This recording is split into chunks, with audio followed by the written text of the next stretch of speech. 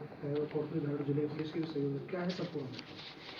काफ़ी समय से इसमें सूचना भी आ रही थी और एक दो इंसिडेंट पहले भी कोई नॉन के साथ हुए, जिस पर जिसे कहते हैं कि आपका एक्सटॉर्शन कॉल्स आई थी कि आपकी वीडियो या आपकी पिक्चर अपलोड कर दी जाएगी, इंटरनेट पर डाल दी जाएगी।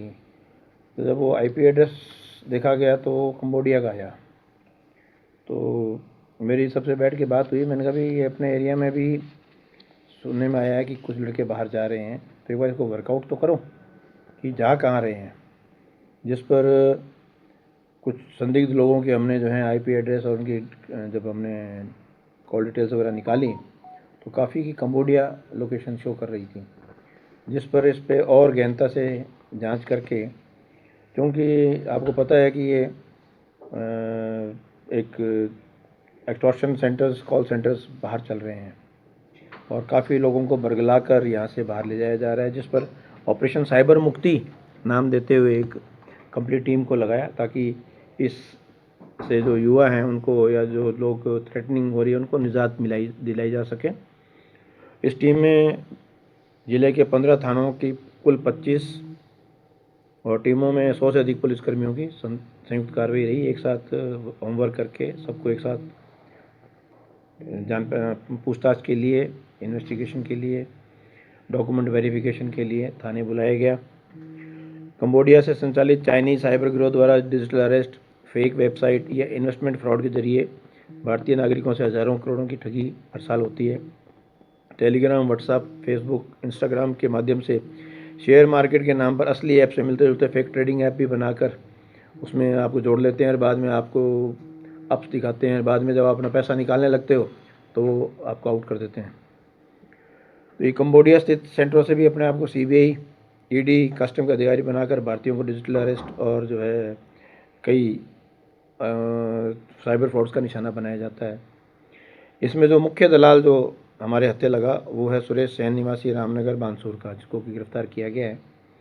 गिरोह द्वारा अब तक सैकड़ों युवकों को कंबोडिया भेजा गया, जिसमें अकेले बानसूर से लगभग 50 के करीब युवक शामिल हैं। अब तक 15 संदिग्धों से पूछताछ में 25 संदिग्ध को 170 बीएनएस में गिरफ्तार किया गया। विदेश भेजे गए युवकों की पहचान व संपर्क प्रक्रिया जारी। अंतर्राष्ट्रीय नेटवर्क व आर्थिक लेन देन की भी आगे जांच करवाई जाएगी।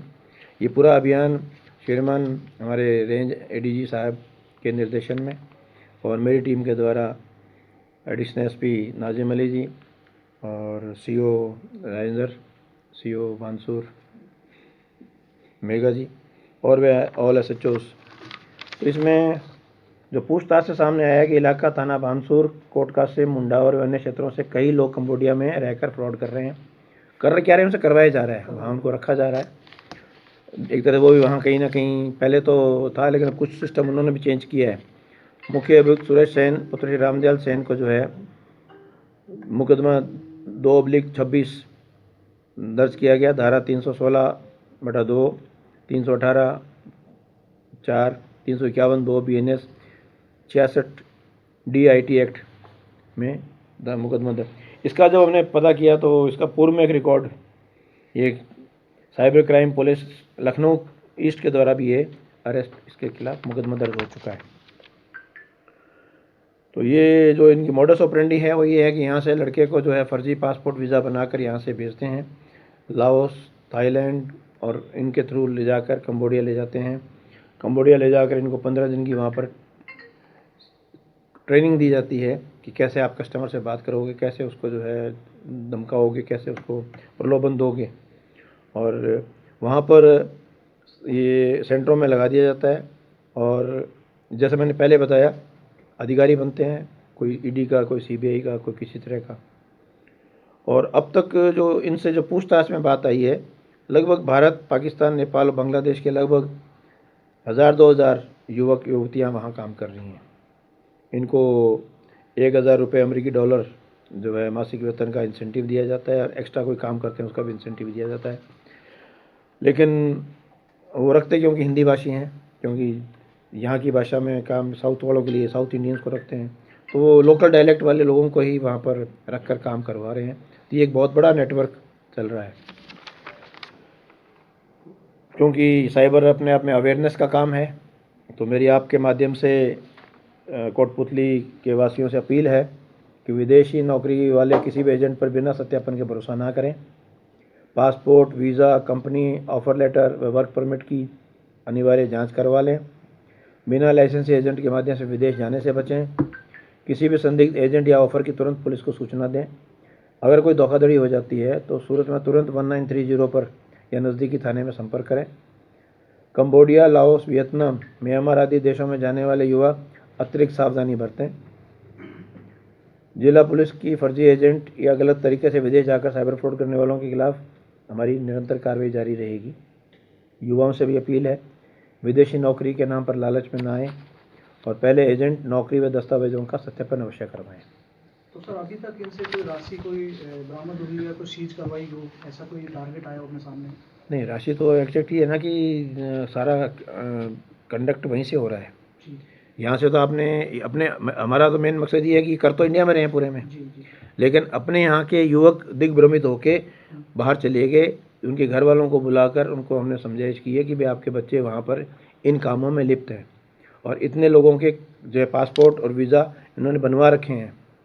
तो ये कुछ जाने की फिराक में कुछ वहाँ जा चुके, तो कम से कम घर वालों को ये तो पता लगे कि उनके बच्चे कर क्या रहे हैं, उनको पता ही नहीं है। तो कितनी लिस्ट कोई सामने आई उस लिस्ट में, कितने लोग फंसे हुए हैं सर आपने? मैं बताया ना, बानसूर के 50 के करीब तो युवक बानसूर। हाँ जी, कोई पीड़ित भी सामने आया? तभी तो मुकदमा दर्ज हुआ है। FIR तो पीड़ित 6-7 है इसके अंदर। सर मुक्त आरोपी जो सुरेश, वो कितने टाइम से इससे जुड़ा हुआ था? पूर्व में इसका मुकदमा लखनऊ में दर्ज हो रखा है, तो काफ़ी टाइम से लग रहा है। सर, अभी इनको बानसूर से और कंबोडिया तक पोर्ट करने की प्रकृति क्या थी? इनको उधर नौकरी के लिए लिया जाता था या कोई और दूसरा कारण? विदेश भेजने के नाम पे वहाँ रोजगार दिलाने, आजकल फर्जी वेबसाइट्स बहुत हैं कि साहब आप जो है धन कमाएं, विदेश में नौकरी करें, हम एजेंट के थ्रू मार्फत जो है फिर इनको जो है फर्जी कॉल से इनके बना के लेटर्स और इनको बैठा देते थाईलैंड। वहाँ उनका एजेंट मिल जाता कि हम आपको कल लेके जाएंगे, परसों लेके जाएंगे, फिर उस रास्ते से इनको ले जाके कंबोडिया और वहाँ इनके पासपोर्ट जब्त कर लेते हैं वो।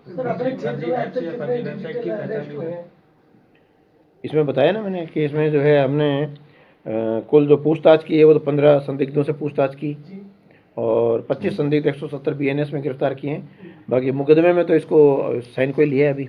सर ये कोलंबिया जाते थे तो ये ग्रेजुएट पोस्ट जैसे लड़के ग्रेजुएट होते थे या किस तरीके की पढ़ाई? ये तो अलग अलग नौकरियों के नाम पे झांसे हैं, कोई भी नौकरी का झांसा, विदेश में काम का हर तरह से प्रलोभन है। ये तो बच्चे को साथी पत्रकार ने कहा है कि जोड़ा छाप भी चले जाए तो ऐसे में साइबर का काम तो कर नहीं सकते। ग्रेजुएशन जोड़ा छाप तो वो फिर वो लेता ही नहीं ना, वो तो पढ़े लिखे को जो इस काम में जिसको ये लाया कि मैं नौकरी करूं, जी टेबल जॉब, डेस्क जॉब होती है ना कंप्यूटर वाली और इस तरह के लोग ले। सर इसमें युवक की थे या युवतियां भी थी? अभी तक हमारे पास यहाँ युवतियों के नहीं आए, लेकिन कॉल सेंटर्स पे नॉर्मली कई बार अमूमन युवतियाँ भी काम करती पाई गई हैं। सर इसमें कोई फर्जी ऐप्स या वेबसाइट भी सामने आई है सर, जिसे जांच में की? हाँ, वेबसाइट्स हैं इसमें कई, लेकिन वो अलग अलग, वो एक्चुअली क्या है कि आप चाहे गूगल पे चले जाएं, जो फर्जी वेबसाइट है वो पहले खुलेगी, ओरिजिनल वेबसाइट बाद में खुलेगी। मैं पहले जब अजमेर SP था वहाँ पे भी इस तरह एक फर्जी वेबसाइट में उसको जोड़ के ऐप में कि साहब हम फलां फलां मल्टी शेयर्स कंपनी के हमारे हम काम करते हैं, जोड़ लिया, अगला पैसे लगाया गया, लगभग 1 करोड़ 60 लाख रुपए लगवा दिए उसके, कुछ खुद के कुछ लोन लेके। बाद में उसने जब पैसा वापस निकालना चाहा, स्टार्टिंग में छोटा इन्वेस्टमेंट करते हैं, वो तो क्या करते हैं, ये रिफंड कर देते हैं, आपके 5 के 15 कर देंगे, आपको यकीन हो जाएगा। फिर उस ग्रुप में जो जुड़े हुए हैं वो ये कहेंगे कि साहब मेरे इतने आ गए, वो क्या मेरे इतने आ गए, वो क्या मेरे इतने आ गए, तो आपको लगता है जब इनके आ रहे हैं तो मेरे भी आएंगे। तो फिर वो आपको प्रलोभन भी देते हैं। कई बार क्या करते हैं, आपने जो अमाउंट लगा दी उस अमाउंट को कहेंगे साहब हमने आपके बेनिफिट के लिए एक ये शेयर और निकला, इसमें लगा दिया, और इसमें आप इतना लगाने के लिए इतना पैसा और लगाना पड़ेगा। तो पैसा अब वो विड्रॉ मांगता होगा, नहीं नहीं अभी तो आपका नुकसान हो जाएगा, इतना और लगाओ उसके बाद आपको पैसा मिलेगा। तो उन्होंने जब जाकर उन कंपनीज़ की वेबसाइट पे जाके चेक किया तो उन्होंने बताया कि हमारी तो वेबसाइट ही नहीं है। तो ये फर्जी वेबसाइट के माध्यम से ये काम। मैं एक और मामला जानता हूँ कि बच्चों ने जो है, कोई मेरे नॉन थे, वो बॉम्बे पढ़ रहे थे, वहाँ उन्होंने लिकर ऑनलाइन परचेज, उनका साहब बिल्कुल क्रेडिट से पैसे, आपको 20% रिबेट मिलेगी। उन्होंने वो क्रेडिट कार्ड का नंबर दिया, खाता साफ, मैं क्योंकि भरतपुर रहा हुआ तो मुझे पता था, तो भरतपुर उठवाए मैंने सर, उनको। अभी जैसे आपने बताया 50 से ज़्यादा लोग बानसूर के फंसे हुए हैं। हाँ जी। तो जब उनके पास में नौकरी को पैसा आता था, जब वहाँ काम कर रहे हैं तो उनको वो पैसा देते थे, वो पैसा उनके घर भी पहुँचता होगा, तो किसी तरह की कोई शिकायत पुलिस तक नहीं पहुँची? नहीं, पैसा तो अब ऐसा है, आज मान लो मेरे अकाउंट में पैसा आ रहा है, मैं मेरे घर वालों को जो है फ़ोन पे कर देता हूँ, तो शिकायत कौन करेगा? आपने कहा सर कि उनके पासपोर्ट वहाँ जब्त कर देते हैं। सुनने में आया, क्योंकि वो वहाँ से निकल नहीं जाए, एक तरह से बंधक बना लेते हैं उनको, काम कर मजबूरी में काम करना पड़ता है। वापसी का जैसे आपने जो पीड़ित समझाया है, उनकी वापसी की उसमें एक हमारे पास शायद पीड़ित भी आया है जो पहले वहाँ रह चुका है, और वो यहाँ उसी ने हमारे को इसका काफ़ी खुलासा किया, तो उसकी आइडेंटिटी हम थोड़ा बता नहीं सकते। सर, कुछ परिजनों ने ये आरोप लगाया कि पुलिस ने केवल पासपोर्ट बनाने के नाम पे ही हमारे बच्चों को उठाया, ऐसा कुछ हुआ है क्या?